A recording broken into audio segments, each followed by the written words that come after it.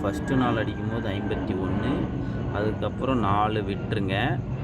ஓகேங்களா? அதுக்கப்புறம் 4க்கு கீழே 15 கேமை முடிச்சிருக்கான்.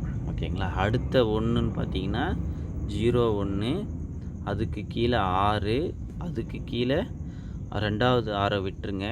3வது 6 அடிக்கும்போது அதுக்கு கீழே ஏபி 01 எடுத்து பிசியில் 10ன்னு அடிச்சிருக்கான்.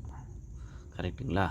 இப்போது நமக்கு இப்போ அடுத்ததாக பார்த்தீங்கன்னா ஒரு 7 கண்டினியூ பண்ணுறான். அந்த 1 7 அந்த 1 அடிச்சுட்டு 7 அந்த 7க்கு மேலே 81. ஃபஸ்ட்டு 7 விட்டுருங்க.